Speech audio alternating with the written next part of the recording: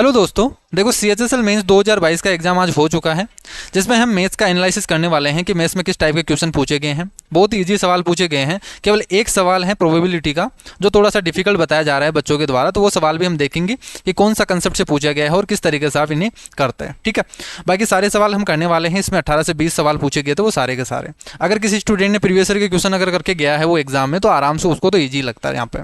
ठीक है, कुछ ज़्यादा हार्ड पेपर नहीं पूछा गया, बहुत ईजी सवाल पूछे गए हैं यहाँ पे।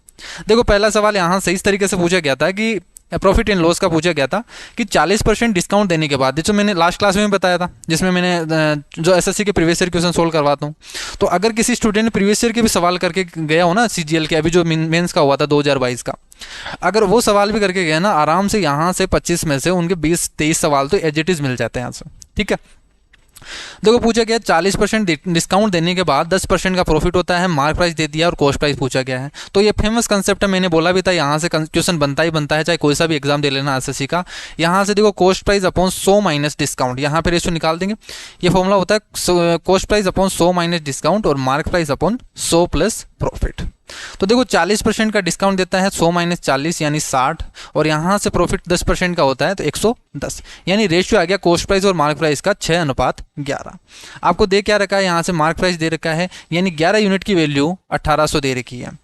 1800 है वो 11 यूनिट की वैल्यू है। पूछा क्या है, कॉस्ट प्राइस। कॉस्ट प्राइस कितना है, 6 यूनिट है। तो यहाँ से निकाल देंगे, इसको सोल्व कर देंगे। अगर इस टाइप का पूछा गया तो इस तरीके से सोल्व कर दीजिए, बाकी इसे पॉइंट में दे रखा है तो पॉइंट में सोल्व कर दीजिए। बाकी आपको ये कंसेप्ट लगाना था। ठीक है, इसमें देखो डाटा इधर उधर हो सकता है, क्योंकि एज इट इज़ बच्चों के द्वारा कुछ यहाँ से मतलब डाटा गलत भी दे दिया होता है। यहाँ से एज इट इज़ किसी को पता ना हो तो यहाँ पे कुछ मैंने अरेंज कर दिया इसी के अकॉर्डिंग, उस टाइप के अकॉर्डिंग। ठीक है, बाकी जो क्वेश्चन का टाइप है ना वो सेम है यहाँ पे। नेक्स्ट सवाल देखो, यहाँ से बोला है कि ABC हैं वो PQR के सिमिलर ट्राइंगल हैं, दोनों ट्राइंगल हैं वो सिमिलर हैं, जिसमें AB और PQ का रेशियो दे रखा है। एरिया दे रखा है आपको PQR का, ये 6 सेंटीमीटर स्क्वायर दे रखा है, और आपसे बोला है ABC का एरिया क्या होगा। तो अगर इनका साइड दे रखा है, दो ट्राइंगल हैं जो सिमिलर हैं, तो मैंने बताया था यहाँ पे कि दो ट्राइंगल अगर सिमिलर होते हैं और उनकी साइड दे रखी होती है तो इसका एरिया क्या होता है, इनके साइड के स्क्वायर के बराबर होता है। तो एरिया का जो रेशियो हो जाएगा वो क्या हो जाएगा, यहाँ से AB और PQ के स्क्वायर का जो इनके एरिया का रेशियो होगा वो क्या हो जाएगा, इनका स्क्वायर कर दो 36:1। ठीक है, दोनों के एरिया का रेशियो आ गया 36:1। आपको दे क्या रखा है, PQR का दे रखा है, यानी 1 यूनिट की वैल्यू 6 दे रखी है, तो 36 यूनिट की वैल्यू आपसे पूछा है, तो 36 × 6 कर दो, तो कितना आ जाएगा यहाँ से 216। तो ये हो जाएगा इसका आंसर।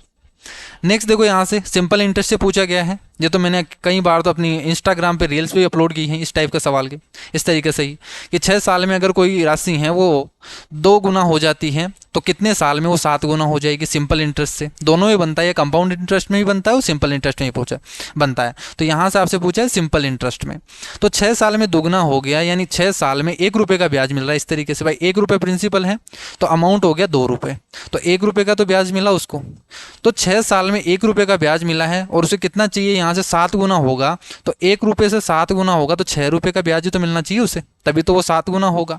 तो 6 रुपये का ब्याज चाहिए, 1 रुपये का ब्याज बनाने में उसको 6 साल लगते हैं, तो 6 रुपये का ब्याज बनाने में कितने साल लगेंगे, 6 × 6 यानी 36 साल लग जाएंगे उसको, तो 36 ईयर लग जाएंगे यहाँ पर।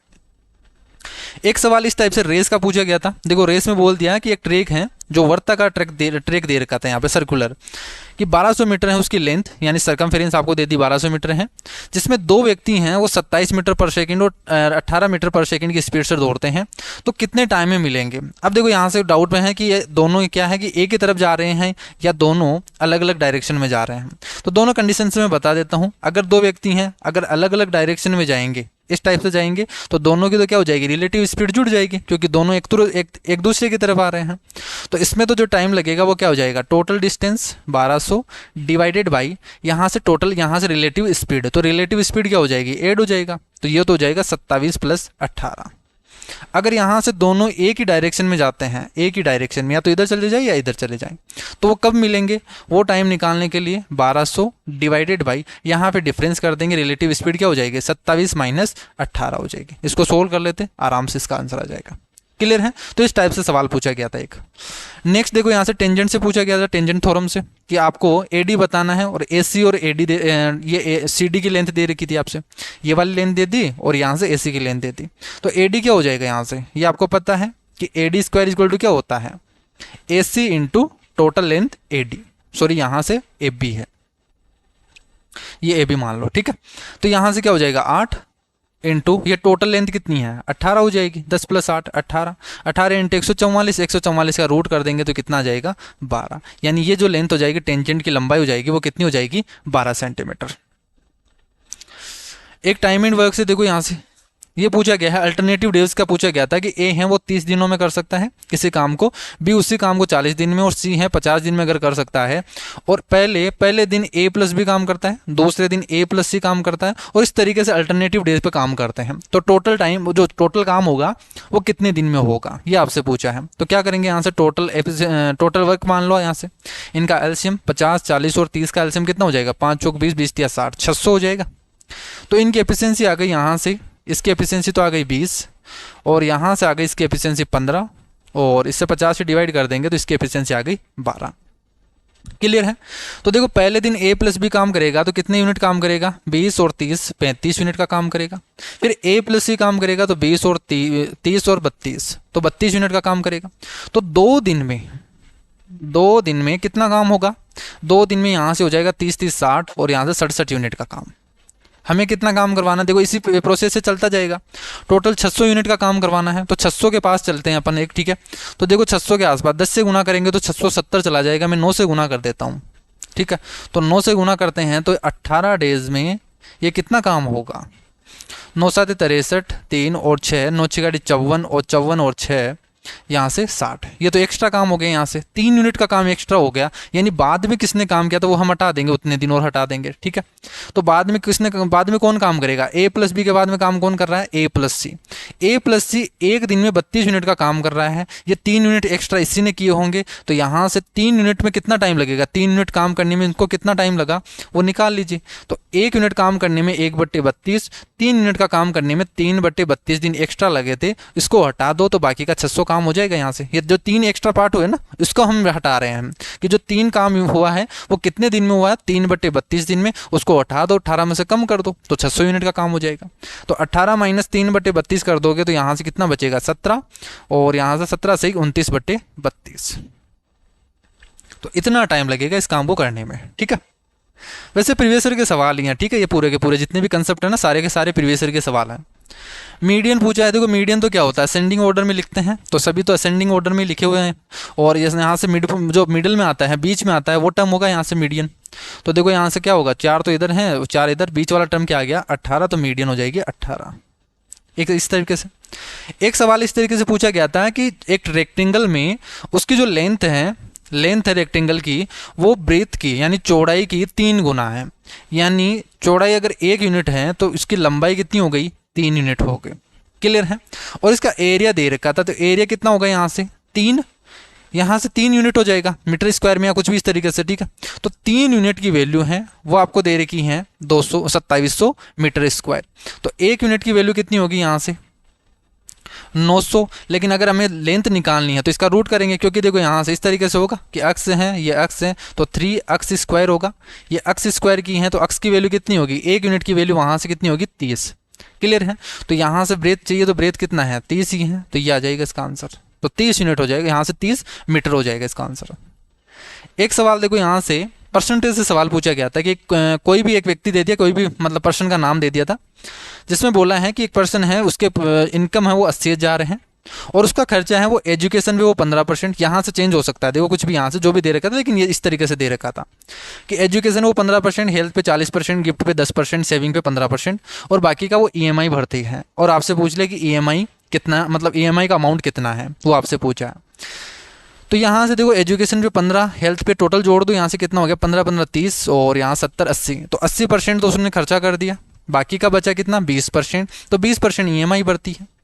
तो 80,000 का 20% निकाल दो, कितना हो जाएगा 8 दूनी 16,000। तो जो EMI है वो कितने की है, जो EMI है वो कितने की है 16,000 की। क्लियर है। नेक्स्ट देखो एक सवाल यहाँ से ट्रिग्नोमेट्री से पूछा गया है कि साइन ने आपको दे रखा है 8/17 और आपसे पूछा है कोट A + sec A का मान। तो यहाँ से साइन ने आपको दे दिया, साइन ने कितना है 8/17 यानी 8 है ये 17 है, तो ये क्या हो जाएगा, ये फिर 15 हो जाएगा, ट्रिपलेट हो गया 8 15 17 का।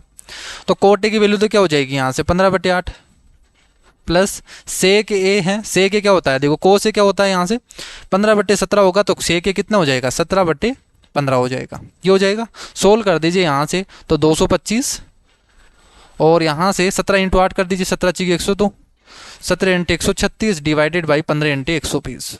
क्लियर है, तो सोल्व कर दीजिए यहाँ से कितना हो जाएगा 300 और 6 5 11 1 3 3 6 361 डिवाइडेड बाई 120।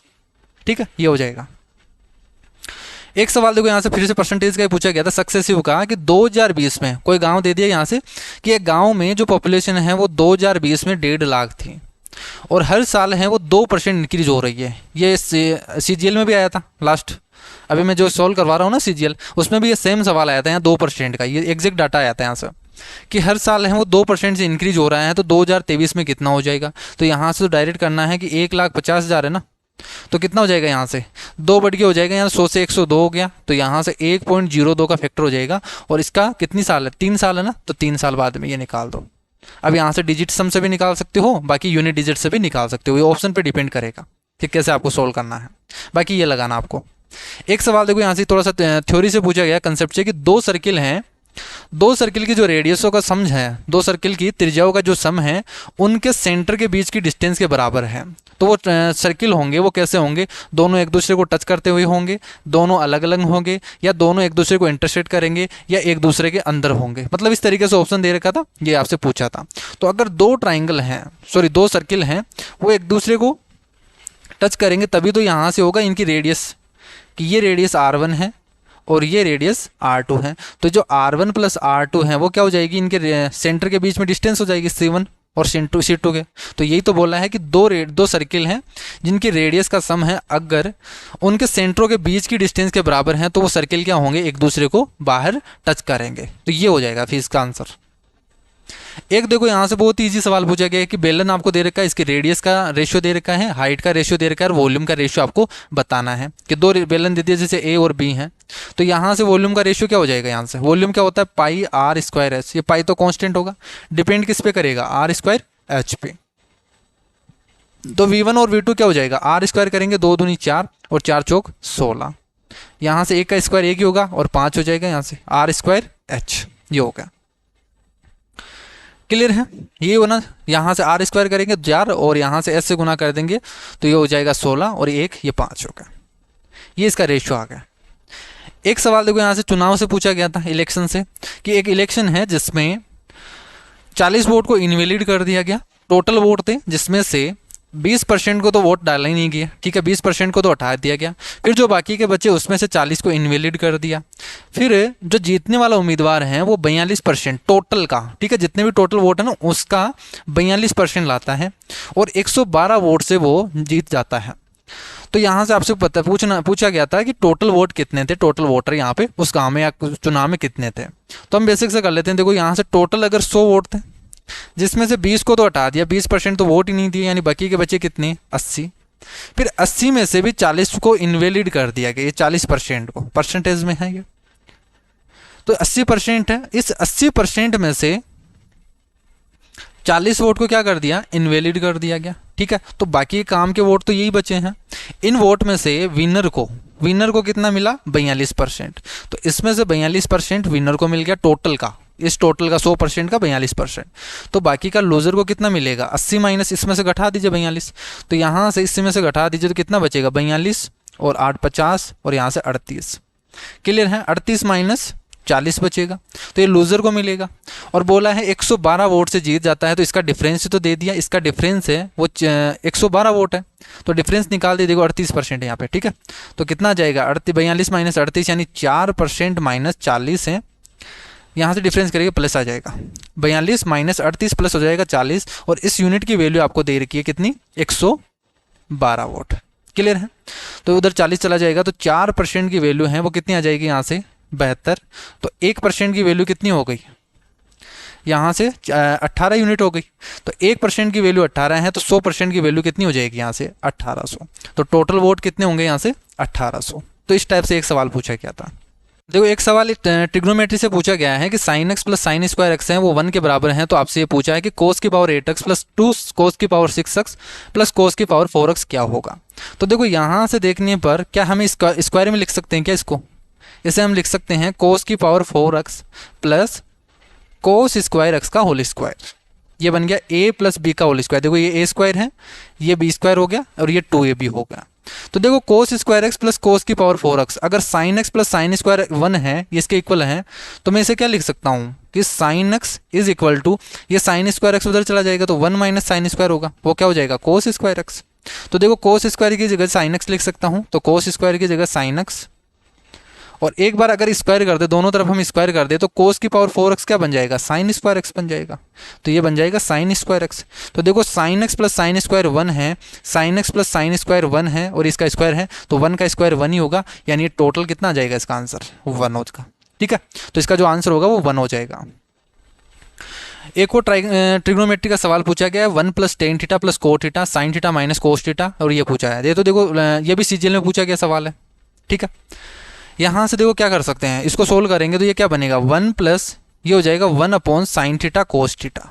क्यों होगा, देखो ये तो चीज़ आपको पता है ना, यहाँ से साइन अपॉन कोस प्लस कोस अपॉन साइन करेंगे, ऊपर साइन स्क्वायर कोस स्क्वायर 1 बन जाएगा और नीचे साइन कोस ये आएगा। ठीक है, तो ये तो आपको याद ही होगा, और या याद नहीं है तो आप ये याद कर लीजिए आप। तो 1 प्लस 1 अपॉन साइन कोस हो जाएगा, और यहाँ से आपको दे रखा साइन माइनस कोस, और ये दे रखा sine cos divided by sine cube minus cos cube है, तो फॉर्मूला लगा दीजिए a cube minus b cube का, तो ये होगा a minus b a square plus b square plus a b होगा, तो sine cos, sine square plus cos square तो क्या बन जाएगा 1 बन जाएगा, तो ये बन गया 1 plus sine cos, 1 plus sine cos. देखो साइन माइनस कोस से साइन माइनस कोस चला गया, यहाँ से एलसीएम लेंगे तो 1 प्लस साइन कोस आएगा, ये ऊपर वाला कट जाएगा, और नीचे जो साइन कोस आएगा ये इससे कट जाएगा। आंसर कितना आ गया इसका, 1 आ गया।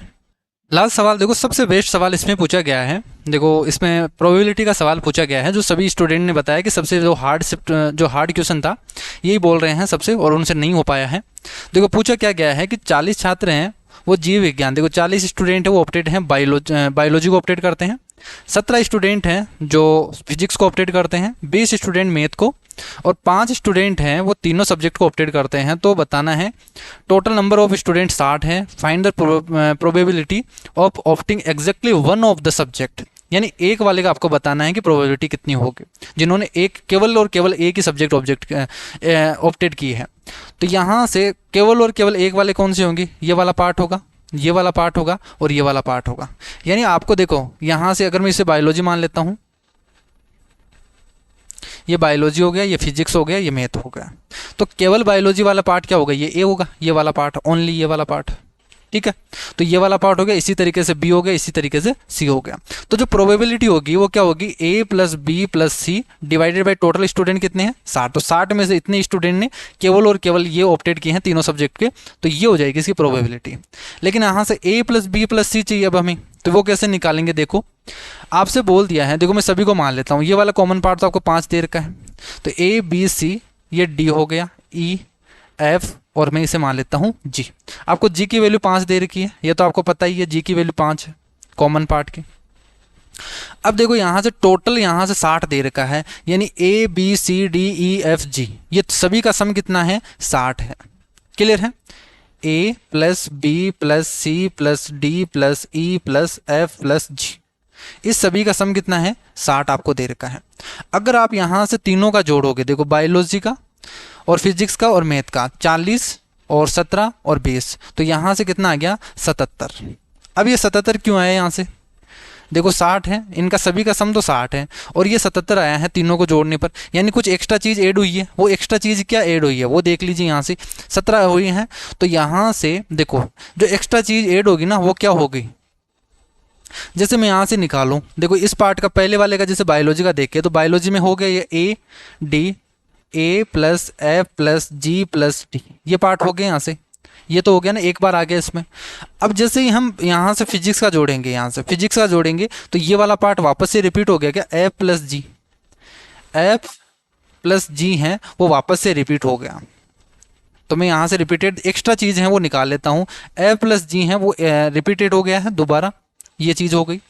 तो ये वाले एफ और जी जैसे पी और यहाँ से ऐड करेंगे तो ये बी प्लस ई है, और जो एक्स्ट्रा पार्ट आया है ये आ गया आपके पास।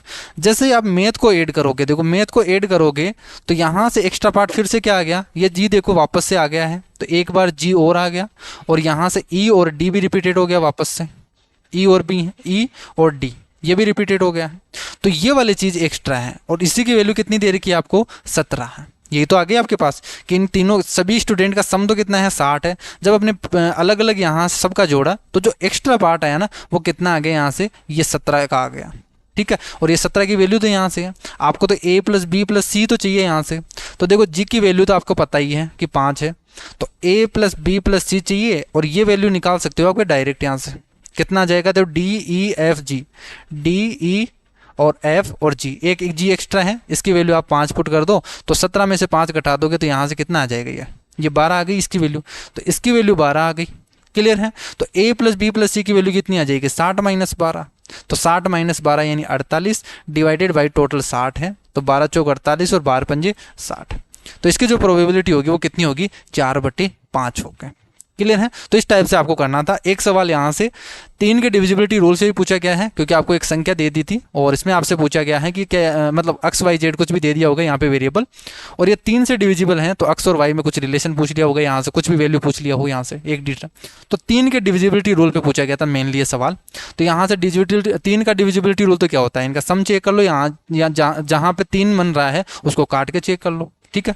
वो इस तरीके से चेक करते हैं, 3 और 9 का सेम में होते हैं, यहाँ से इनका डिजिट सम चेक करते हैं अपन।